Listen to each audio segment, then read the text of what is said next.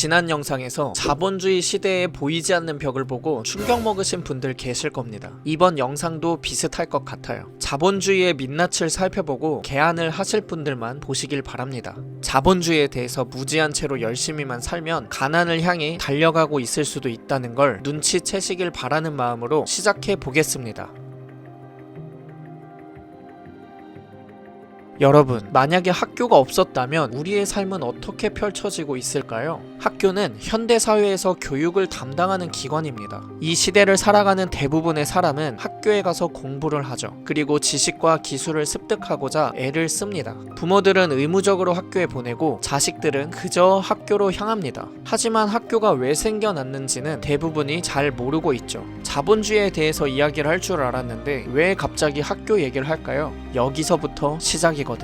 18세기 이후 사회제도와 산업구조는 큰 변화를 맞게 됩니다. 이 시기에 학교가 시작되면서 국민교육은 강화되었죠. 특히 산업구조를 유지할 공장 노동자 양성을 위한 기본교육이 중요한 화두였습니다. 산업혁명은 인간 삶의 방식에 엄청난 변화를 주었는데요. 특히 산업혁명은 농업을 했던 시대보다 강력한 도시화를 이끈 원동력이었죠. 엘리트층과 자본가, 공장주로 대표되는 부르주아 계급에 있던 사람들은 산업 종사자들을 도시로 모았습니다. 그리고 공장 노동자가 되도록 했죠. 부르주아들은 계속 발전하는 기계를 돌리기 위해 공장 노동자들의 기초교육을 원했습니다. 즉, 가진 이들이 더욱 생산성을 높이기 위한 수단으로 교육을 한 거죠. 1895년 조선, 홍범 14조가 발표되면서 신분제와 과거제가 폐지되었습니다. 그래서 모두에게 교육의 필요성이 사회적으로 자각되었고 전국적으로 학교가 세워지기 시작했죠. 하지만 한계는 뚜렷했습니다. 정부는 급변하는 사회 변화에 적절하게 대응할 수 있는 여건과 능력을 갖추지 못했습니다. 재정 부족으로 교육시설이 부족하기도 했고요. 문제는 구시대적인 사고방식이 바뀌지 않았다는 것과 교육 기회 역시 상류 계층에게만 열려 있었다는 겁니다. 당시 조선의 교육은 크게 왜곡되어 있었는데요. 입신, 양명, 흔히 말하는 출세의 도구 그 이상도 이하도 아니었습니다. 이는 현대사회가 지닌 교육 목적과 크게 다르지 않죠. 법 조항에 명시된 차별은 없어졌지만 시대 정신에 남아있던 차별이 있었던 거죠. 우리나라의 공교육은 일제강점기 해방 이후에 이루어집니다. 공교육은 산업혁명의 부산물인 공장 노동자 양성 이상의 의미를 지니죠. 하지만 학교는 명문대, 명문고를 명패로 걸고 학벌 사회를 조장하여 교육의 공공성을 훼손했습니다. 그리고 소득이 좀 더 높고 안정적인 직장을 가지기 위한 경쟁이 치열해졌죠. 시험을 위한 공부, 좋은 대학을 가고 좋은 직장에 취직하는 것이 교육의 목적이 된 겁니다. 부모님에게 어릴 때부터 이런 이야기를 많이 듣고 자랐을 거예요. 공부 열심히 해야 한다. 안정적인 직장을 얻어야 한다. 또 돈 아껴 쓰고 모아서 돈 많이 저축해야 한다. 그리고 대출은 절대 받지 마라. 사업과 주식은 절대로 하지 마라. 이거 위험하다. 큰일 난다. 이런 이야기 많이 들으셨죠? 그리고 욕심내지 마라. 내 분수를 알아야지. 가능한 안정적인 회사에 취직해서 오래오래 회사를 다니는 게 최고다. 이런 말을 들으면서 자라신 분이 대부분일 겁니다. 과거로 돌아가 볼까요? 노비의 자식은 노비가 됩니다. 맞죠? 그러면 근로자의 자식, 회사원의 자식은 보통 뭐가 되죠? 다시 누군가의 직원이 됩니다. 시대를 거슬러 먼 옛날 동굴 안에서 벽에 그림을 그려놓았던 시절로 돌아가 볼게요. 이땐 동굴 밖에 나가면 무슨 일이 벌어지는지 생존과 직결된 문제들에 대해서 자식에게 교육하고 전수했습니다. 이 시스템은 신분 제도가 있었던 시대, 그리고 농업 산업 시대를 거쳐 현대까지도 여전히 똑같습니다. 부모가 자식에게 안정적인 직장을 가져라, 근로자가 되어라, 대출받거나 이런 거 하지 말고 주식 사업 같은 거 위험하니까 하지 말고 너의 분수를 잘 알아서 안정적인 직업을 가져라. 이게 뭡니까? 부모가 자기도 모르게 자식에게 나의 인생을 전수하고 있는 거예요. 내가 근로자로 살았기 때문에 내가 아는 거 그대로 전달을 한 겁니다. 근데 정말 그럴싸한 포장지로 씌워져 있기 때문에 잘 못 깨달을 뿐이죠. 학교나 정규교육과정 그 어디에서도 이런 이야기를 하지 않습니다. 사업을 해라, 부자가 되어야 한다, 남을 고용해라, 대출을 많이 받아서 레버리지를 활용해라, 아이디어를 돈으로 바꿔라, 시간을 돈으로 바꿔라, 이런 이야기를 그 어디에서도 해주지 않아요. 학교에서 공부 열심히 하고 수능 점수 잘 받아서 좋은 대학교 가야 된다고 하죠. 그 다음엔 뭐 해야 되죠? 토익 공부하고 각종 스펙들 만들고 자격증 따고 그래서 회사원이 되라고 하잖아요. 회사원. 그게 아니면 기술 배워서 자영업자 되라고 하잖아요. 학교의 설립 배경은 아까도 얘기했듯이 근로자 양성을 위한 교육을 위해서 혹은 군인을 양성하기 위해서 세워졌습니다. 그러니까 당연히 사업가나 투자자, 금융지식과 자본주의에 대해서는 교육을 하지 않는 거죠. 그렇기 때문에 정말 슬프고 무서운 이야기지만 자기 자식에게 근로자의 테두리 안에서 벗어나지 못하게 이야기를 하는 겁니다. 이게 현실이죠. 내가 이 개념을 깨닫지 못하면 자본주의 시대에 자유를 얻을 수는 없습니다. 그럼 어떻게 해야 하는가? 돈을 부채가 아닌 자산에 먼저 써야 돼요. 그리고 돈 버는 법을 배워서 이 시스템을 넘어가야 합니다. 이 내용은 지난 영상을 참고하시면 돼요. 카드 넣어둘게요.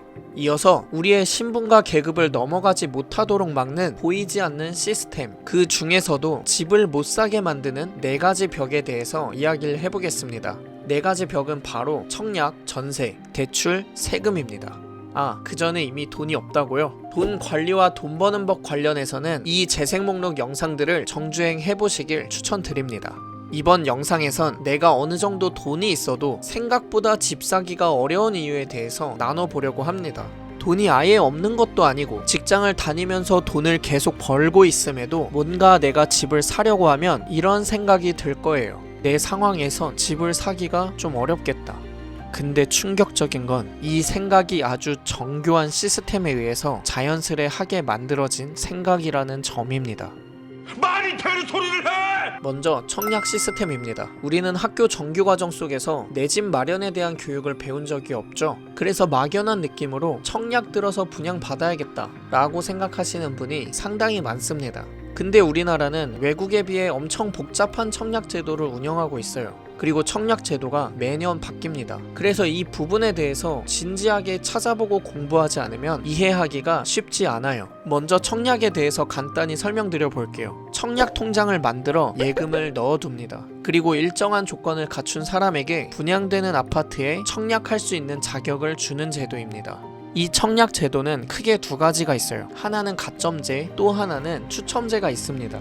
추첨제라는 거는 그냥 랜덤으로 뽑는 거예요. 제비뽑기 하듯이 사람을 뽑는 거죠. 그럼 당첨된 사람이 가져가는 겁니다. 가점제는 뭘까요? 이건 단순히 확률로 하는 게 아니라 어떤 경중을 따져서 선정하는 건데요.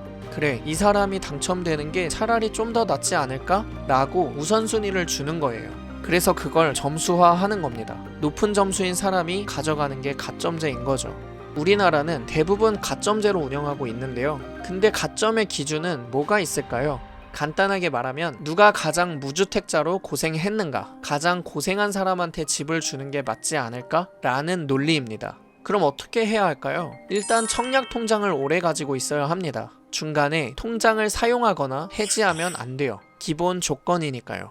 그리고 고생을 많이 한 사람이어야 합니다. 어떤 고생일까요? 내 집 없이 무주택자로 오랫동안 있었으면 고생한 사람이죠. 청약 통장도 오래 가지고 있어야 되고 무주택 기간도 길어야 합니다. 중간에 집을 샀다 팔면 안 되고 연속적이어야 해요. 그리고 딸린 식구가 많은 사람이 딸린 식구가 없는 사람보다 고생스럽겠죠. 그래서 이 3가지 조건을 가지고 가점을 매깁니다. 내가 한 15년 정도 무주택을 유지해야 점수가 만점에 가까워집니다. 그리고 부양가족이 많을수록 점수가 높아지죠. 그러니까 청약 경쟁에서 당첨되려면 15년이나 20년 정도는 계속 전세나 월세를 살 각오를 해야 합니다. 그리고 부모님 모시고 살거나 자식을 3명 이상 낳아야 하죠. 나뿐만이 아니라 나의 가족들이 같이 엮여있는 문제이기 때문에 인생의 중요한 선택이 됩니다. 그리고 청약에 되더라도 좀 더 싸게 살 수 있는 것이지 공짜로 집을 얻는 게 아니니까 돈도 있어야 합니다. 2번째 시스템으로 넘어가 볼게요. 전세 시스템입니다. 먼저 LTV라는 개념이 있는데요. 이게 주택담보대출이라는 겁니다. 쉽게 말해서 집값 대비 대출을 얼마나 해주느냐 이 말인데요. 집값이 10억인데 대출이 5억이라면 LTV는 얼마일까요? 2분의 1이니까 50%입니다. 나라마다 LTV 비율이 다른데요. 네덜란드는 100%를 해줍니다. 만약 집값이 10억이면 대출을 10억을 해준다는 거죠. 10원 한 장 없어도 내가 이자를 낼 능력만 있으면 집을 살 수 있습니다. 일본은 90%, 즉 계약금의 10%만 있으면 집을 살 수 있죠. 다른 나라들도 대부분 80% 이상입니다. 그런데 우리나라는 거의 가장 낮은 수준에 속해요. 규제를 완화해주는 정부일 땐 70% 정도고 규제하는 정부일 때는 40%에서 20%까지 낮춰버립니다. 집값이 10억일 때 규제가 40%라면 현금이 6억 있어야 집을 살 수가 있는 거죠. 규제를 완화해서 70% 정도 해준다고 해도 3억이 있어야 합니다. 목돈이 없는 청년들 입장에서는 집 사기가 너무 힘든 거죠. 그래서 정부는 청년들에게 전세자금 대출이라는 걸 제공합니다. 전세자금 대출의 LTV는 80에서 90% 정도 해주죠. 그러니까 우리나라는 전세를 살라고 권장하는 시스템을 운영하는 셈입니다. 전세는 청약과 찰떡이에요. 청약에 당첨되려면 무주택으로 오래 살아야 되는데 전세 대출은 많이 해줍니다. 그러니까 전세금은 어차피 돌려받는 돈이고 무주택 기간도 오래 살아야 되니까 전세 대출을 우선 받죠. 그렇게 집에 들어가 살면서 원금 열심히 갚고 무주택 기간이 또 쌓여가겠죠. 그렇게 쌓은 가점을 가지고 청약을 하게 되는 논리 구조가 만들어지는 겁니다. 20평대 6억짜리 아파트가 있는데 전세가 3억이라고 가정해 볼게요. 전세금이 3억이고 대출을 80% 해주면 2억 4천 정도를 받고요. 현금 6천만 원만 있으면 전세를 얻어서 우선은 집에 들어가 살 수 있습니다. 이자가 3%라고 가정하면 월에 한 60만 원 정도의 이자가 나온다고 보면 됩니다. 6억 주고 집을 사는 거는 어려우니까 사람들이 차선책으로 전세를 선택하는 겁니다. 60만 원짜리 월세라고 생각하는 거죠. 세 번째는 대출의 벽입니다. 우리나라는 주택담보대출을 잘 안 해주기 때문에 집을 사려면 목돈이 정말 많이 필요합니다. 조금 전에 예로 든 6억짜리 집을 전세가 아닌 매수를 한다고 가정해 볼게요. 규제가 완화된 정부일 때 6억에 70%까지 대출이 나온다면 대출을 4억 2천만 원을 받을 수 있습니다. 그러면 현금이 1억 8천만 원이 필요하죠. 똑같은 집에 거주하는데 전세는 6천만 원만 있으면 되고 집을 사려면 1억 8천만 원이 필요한 겁니다. 돈이 3배 이상 필요한 거죠. 그럼 4억 2천만 원을 대출받아서 집을 샀다고 해보겠습니다. 이자가 3%라고 가정했을 때 매달 원금과 이자를 177만 원 정도 상환해야 합니다. 30년 만기 대출을 가정했을 경우 말이죠. 30년 동안 매달 177만 원을 내려면 상당히 빠듯하겠죠. 아이도 낳고 생활비는 점점 들어갈 때가 많아지고 그러다 보면 부담스럽게 느껴집니다. 야, 이거 너무 좀 빡세겠는데? 전세는 6천만 원에 월 60만 원이면 되는데 우선 전세 살면서 돈을 좀 모아보자. 그리고 무주택자 기간을 늘려서 청약에 도전해보는 게 어떨까? 이렇게 생각하고 다시 청약의 길로 갑니다. 마지막으로 세금의 벽이 있습니다. 집을 매수할 때 취득세를 내고요. 가지고 있을 때는 재산세와 종합부동산세를 냅니다. 그리고 팔 때는 양도소득세라는 걸 내죠. 이 세 가지 중에 양도소득세가 월등히 높기 때문에 대부분 부동산 세금 걱정은 양도소득세 때문에 합니다. 이 양도소득세는 내가 살 때 가격과 팔 때 가격의 차익에 세율을 곱해서 내는데요. 그러니까 집값이 많이 오르면 그만큼 양도소득세도 많이 내야 되는 겁니다. 그래서 정부가 양도소득세를 좀 줄여주는 혜택이 있는데요. 그게 뭐냐면 1가구 1주택자에 한해서 양도세를 비과세 해주는 겁니다. 물론 무조건 비과세는 아니고 매도 가격이 9억까지만 비과세죠. 아무튼 집을 살 때나 가지고 있을 때나 팔 때 모두 세금을 부과하는 시스템이기 때문에 집을 산다는 것 자체에 대해서도 걱정을 하게 됩니다. 세금이 많아지니까요. 거기다 집을 사는 순간 무주택 기간이 제로가 되고 청약 가점이 내려갑니다. 그럼 청약이라는 기회가 없어져 버려요. 그러니 정말 신중히 골라서 딱 맞는 집을 사야겠다, 이런 생각의 프로세스가 돌아갑니다. 그리고 이어지는 생각, 전세 살면서 청약을 노려야겠다.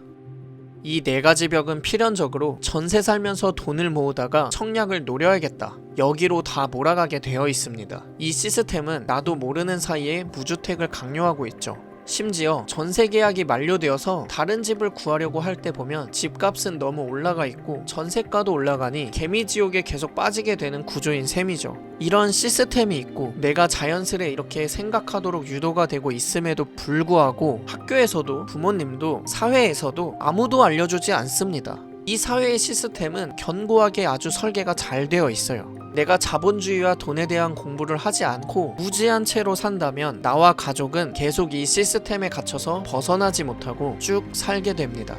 그래서 나는 왜 돈이 없지? 왜 부자는 점점 더 부자가 되지? 왜 나는 점점 가난해지는 것 같지? 나는 뭐 딱히 돈 많이 쓰는 것 같지도 않은데 왜 통장엔 돈이 안 남지? 라고 시스템을 욕하고만 있을 수도 있는데요. 그러지 마시고 이번 영상을 통해서 시스템을 벗어날 수 있는 생각과 행동을 해야 되겠다 라고 마음먹게 되는 계기가 되셨으면 좋겠습니다.